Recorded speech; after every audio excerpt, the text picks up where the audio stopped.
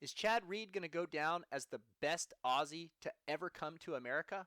Let's find out in today's post-race Supercross show on your Sunday grind. I'm Derek Harris here at HP Race Development, and I got a great show coming right at you right now. Let's get started. Got my trusty coffee here, and we're going to talk about Anaheim 3 2022 AMA Pro Supercross Racing. I don't even know if it's AMA anymore, to be honest with you guys. Feld Entertainment owns it. AMA's involved. Who knows? I do know the FIM no longer on board. Who cares, right? So let's move on.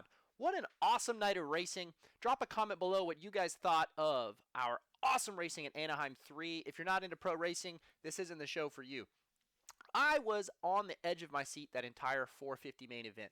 It was incredible. Watching Jason Anderson get that early lead was what I've been waiting for this year. I feel like personally that Jason Anderson has been the best rider on track at every single race. At Anaheim 1, he moved up through the pack, had a great race going, and then he got Barshed. He got bam-bammed. To be honest with you, I think he owes one to Barsha, but the reality is that Barsha's not even in his league right now, and I don't know if Anderson's going to get that opportunity to pay that back, and I don't think he wants to. He's got the title at hand. He's going to continue to go for that title. I think that Barsha is what Barsha has been for a long time. Barsha is a consistent 3 to 5 place guy. He's really good at it. He doesn't crash very often. He's a pretty good starter in general, and he seems to be capable of continuing to put the bike in the 3 to 5 range. I don't think we're going to see Barsha rattle off a win this year. I just don't see the speed being there for him to do it. Tomac was incredible last night again. He's clearly incredibly comfortable this year. He's clearly really fast this year.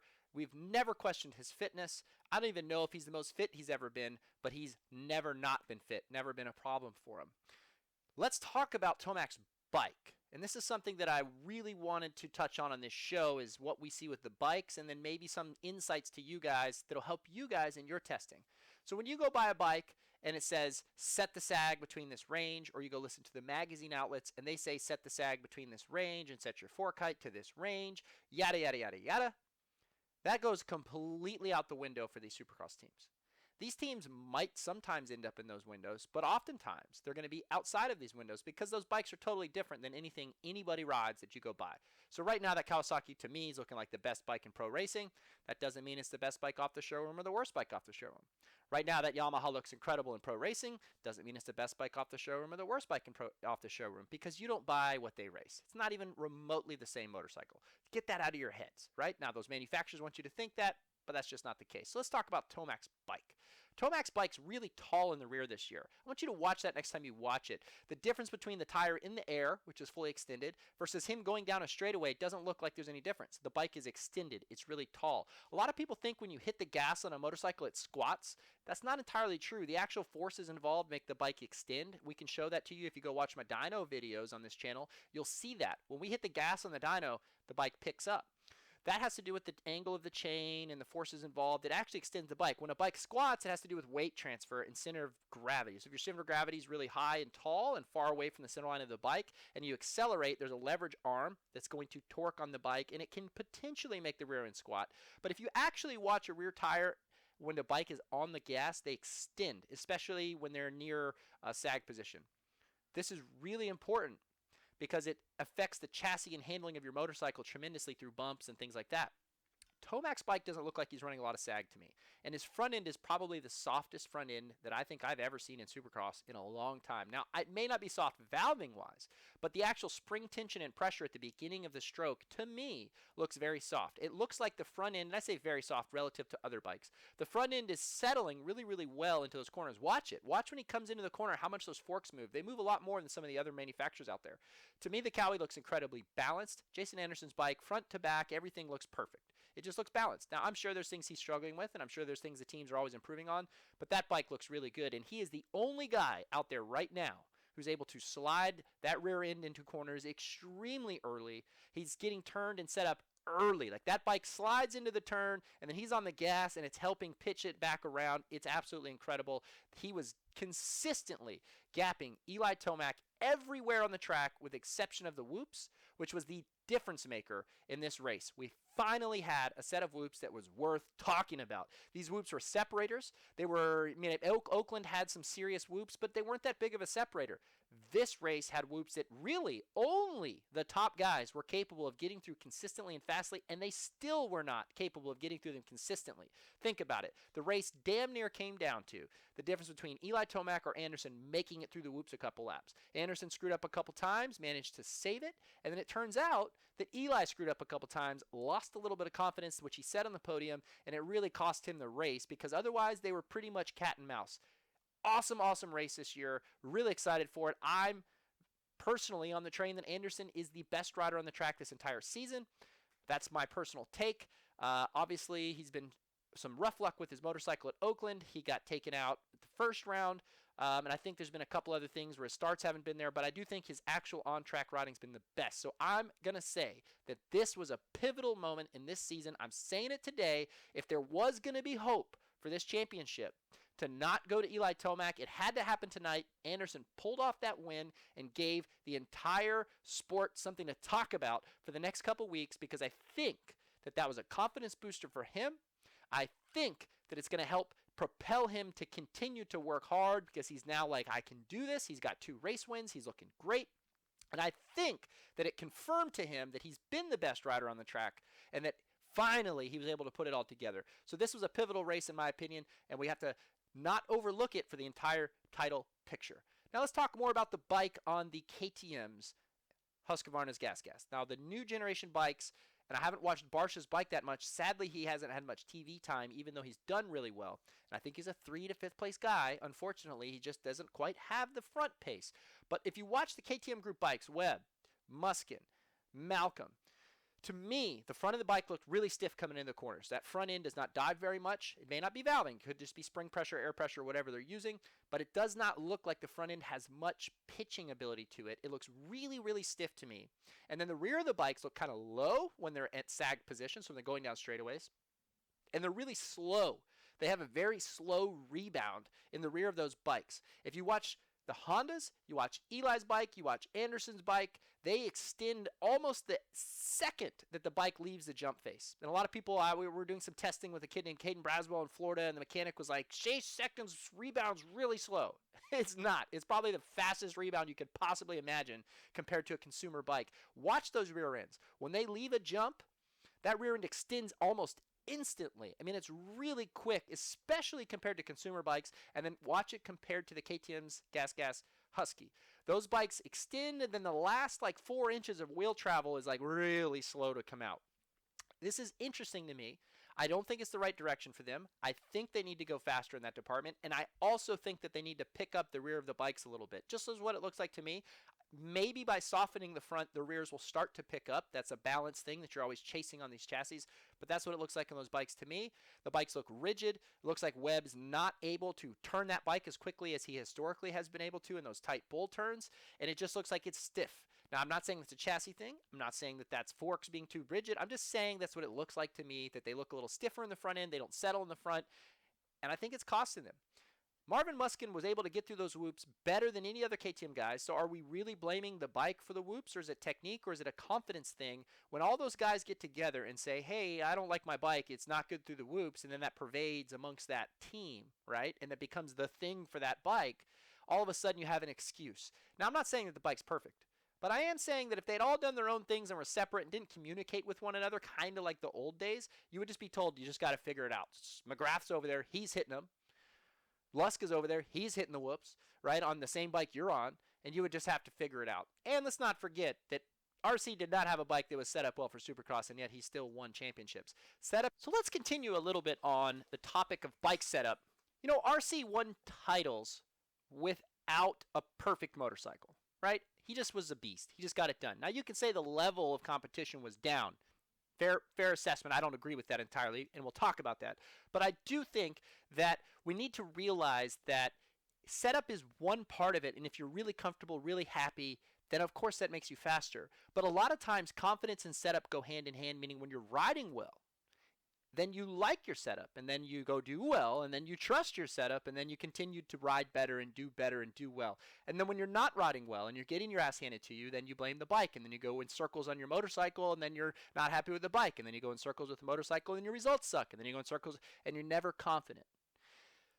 That's, I think, what has just plagued Ken Roczen almost his whole career, but additionally, not just from his career, we might be watching the very end of Ken Roczen right now.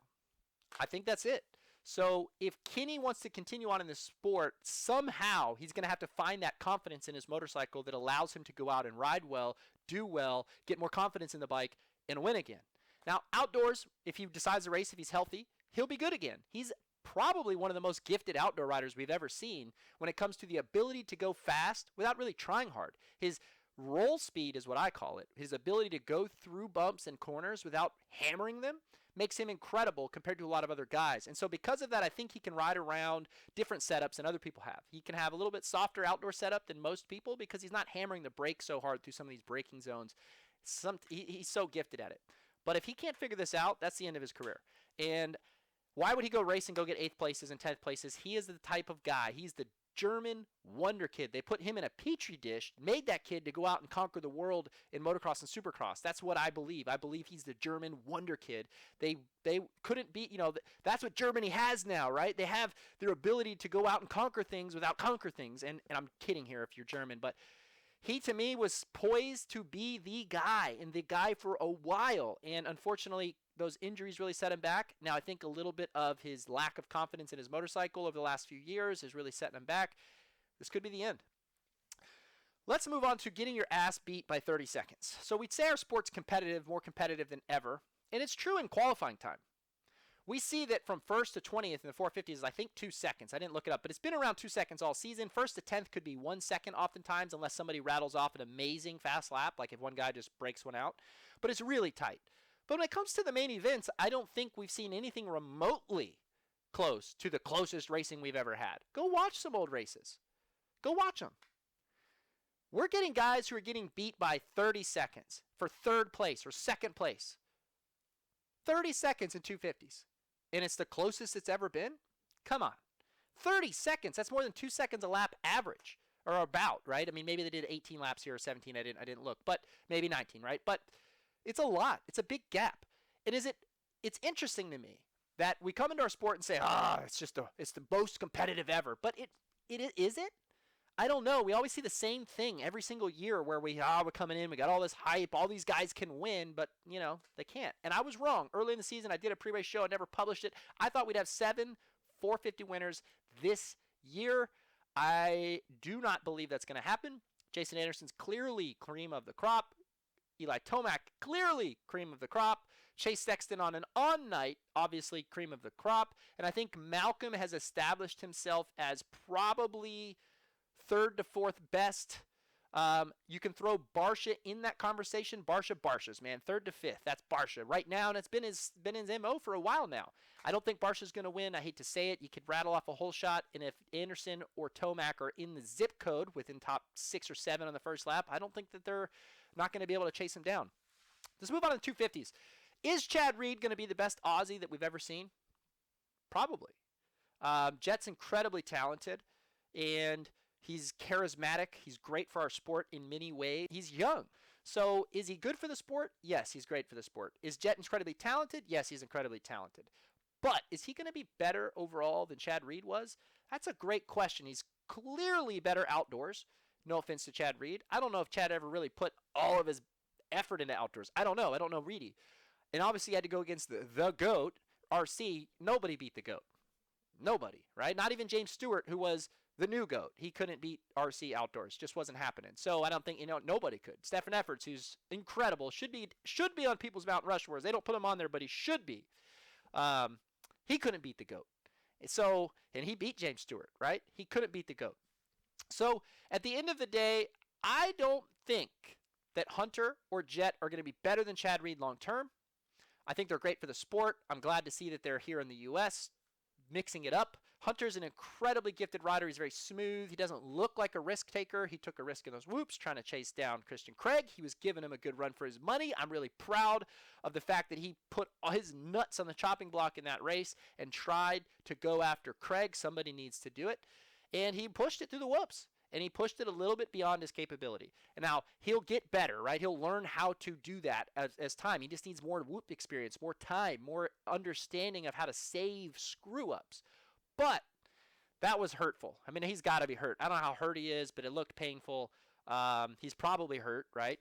And if he's not majorly hurt, he's beat up and banged up. It hurts your confidence. Luckily for him, he's got some weeks off to kind of heal up if he's going to even pursue the last couple rounds. I mean, why would you? You're not going to win the title. Obviously, your sponsor is your team. But that had to be brutal. And then Craig. So here's an interesting question. Craig is almost as fast as the top 450 guys in qualifying. I mean, he's right there. I would be willing to bet on his 250, Craig could top 5 to 7 in the 450 class right now. Easy. Took him 250, 450 class. So where's he going to go for 450s? Who's going to pick him up? Number one, he's a little older, and that's not a negative in my opinion. He looks healthy. He looks trim. He looks fit. I don't think there's any body injuries there. Obviously, he broke his back when he was younger, but I think he's over that. So I think that he's healthy. It's not a matter of wanting to hire a guy because he's not healthy. To start, keep him. If you're Yamaha, why would you want to let him go, right? But then do you keep 3 450 guys? I don't know. Why would you keep 3 450 guys? Now you're going to have an interesting dynamic where Tomac, let's assume that he's going to continue to be good. You have Ferrandis, who we know will be good outdoors, and he's been fast indoors. He just hasn't quite gotten the starts. I mean, I don't think you could get worse starts than Dylan Ferrandis. And I would have said you couldn't have gotten worse starts than Dylan Ferrandis until I watched his heat race start where he crashed. That's even worse than his starts have been this year. But, man, what do you do with Craig? And then if you're one of these not third level, if you're one of these second-tier teams, can you get a Craig? Will he go to you? Right? Like, you could be a Rocky Mountain ATV who has a great bike, a great team, and there's going to be a plethora of riders available here pretty soon. Do you get a guy like a Craig? What about Colt Nichols? Where do they end up? Do they go to a lower-level team? I don't know. That's interesting to me. We're assuming Craig wins. Frankly, I think he's going to win. He could go out there and get 5th places for the rest of the season. He's going to win. If he's smart, he'll know that. I don't think he did the smartest move with Freeze. I think passing Freeze around the outside is a risky proposition for anybody, let alone when it's a first lap and you're right there and you're the fastest guy. So we can blame Freeze all we want. I think that was stupid on Christian's part. Pass him up the inside, knock his blocks off. But don't go around the outside of him. Just don't do it. It's not that complicated. Like, duh. And I know, I'm just talking here. I'm just talking. This will never get seen by these guys. But, I mean, really, you know what he does. Don't go around the outside of him. Ever. Ever. Don't line up outside of him on the start. Never. It's Vince Freeze. He wins this title, just goes out there, does the best he can do, which we know he can win. He's the fastest guy. He's going to go, I think, 450 outdoors. He'll probably do well. He's always done well on the 450. I don't know where he ends up.